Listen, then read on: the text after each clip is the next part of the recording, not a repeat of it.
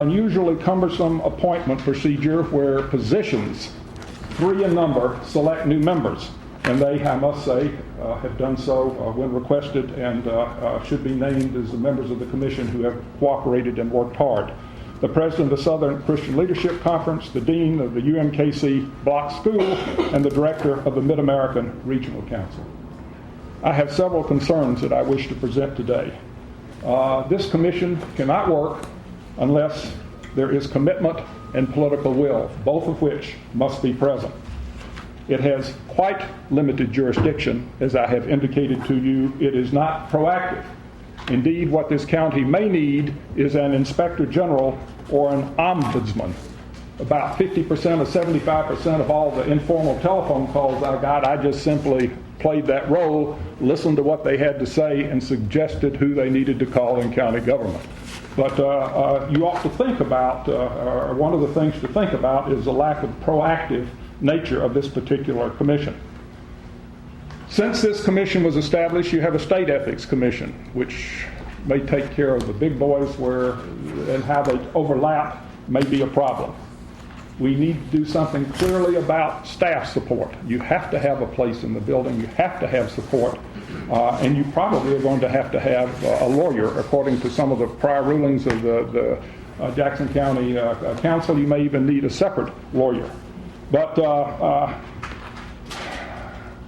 I should also tell you that when I say the limited functioning of this, in my opinion, we have found the county counselor's office and the county prosecutor's office to be particularly strong, and we have worked with them. And after all, the first question in these sorts of things is, does it violate some legal, particularly criminal law? And if that's the case, then it quickly closes the matter. If it's an ethical matter or the fact-finding matter, then it's ours. But we would not think of proceeding unless we were clear on the fact that we had jurisdiction. No ethics commission should be tromping around in a criminal case, and when it would disrupt the prosecution. This citizens' work is quite different for several reasons. Whoever works on this commission as members, and particularly who's ever chairman, has got to be willing to take the heat. Having been the subject of about 3 times of judge cartoons, the editorials in the Star, and one big clash with the county prosecutor, all very public, you just simply have to have a strong back. In December the 23rd, 1997, the prosecutor said she wanted Hughes removed, Lisa Hughes. She said that the commission was unworkable and a failure. June the 27th in 1997, in an editorial, for instance, entitled "Circus at the Courthouse, Why Can't Jackson County Ethics Commission Do Its Job?"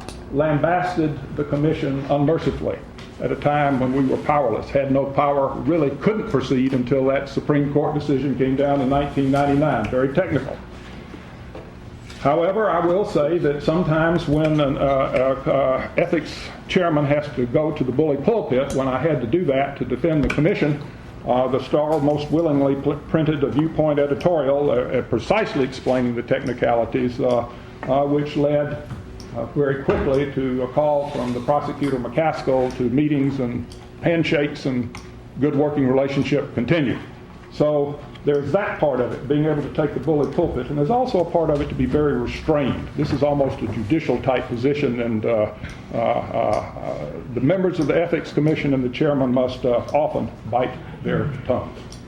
What we need is public support. What we need is staff support.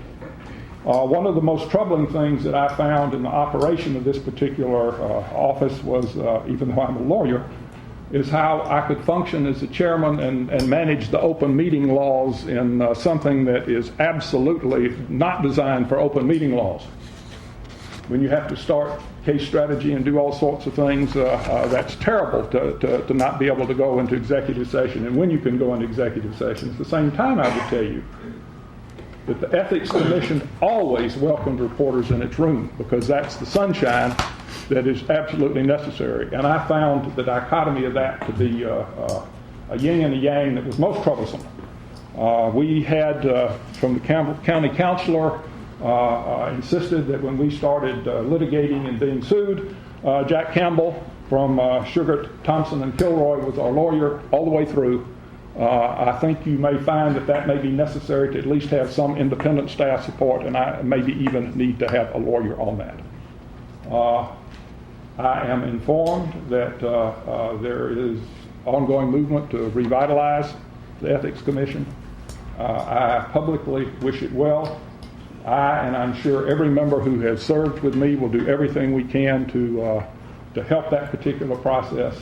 And I'm appreciative of the ability to speak in front of you today, and I would be pleased to answer any questions at this time, or specifically, if any of you wish to call me, I would be pleased to respond. I had several of you call me when I was on vacation and simply could not get back to all of you. I think I may have left messages with most of you when I couldn't talk to you personally. I'm much more comfortable talking to you collectively than individually, as I suspect you can understand, but I would be delighted to answer any of your questions at any time, including Thank you very much. Okay. Mr. Chairman. Thank you.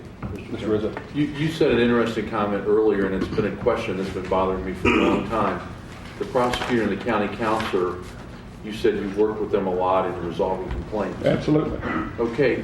One of the process questions that I have, and I'm glad you brought that up because I totally forgot it. One of the process questions that I have, the county counselor represents us also. Mm-hmm. Okay. And let's say that I feel like there's something that I've got an issue with, and I go to the county counselor and I get an opinion on it.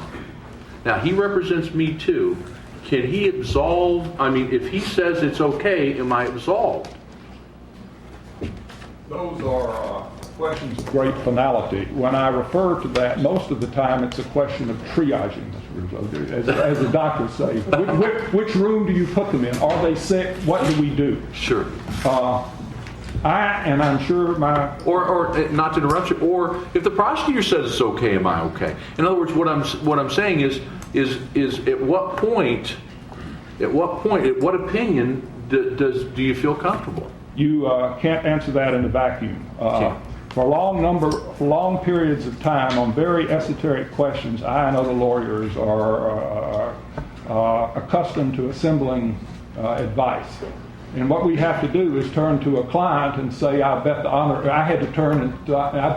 the United States that this is accurate.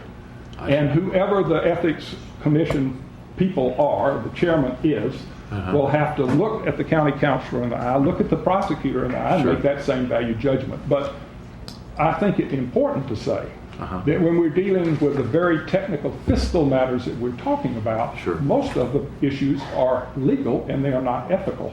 Therefore, there is some initial triaging that needs to be done. But I would certainly expect any ethics commission to ensure that what the power of the charter gave it was appropriately exercised in appropriate cases. But let me follow up that question. Sure. Can the county counselor represent me as a legislator and also as an ethics problem? I think they have in the past, to answer your question, separated themselves out. The minute we were sued, it's very calculating. You know, when you wanted to kill this body, the way to do it was to sue us. Say we couldn't subpoena, we couldn't do this, and we couldn't do that, knowing full well that it would take 3 and 4 years to resolve those matters, and that's exactly what happened.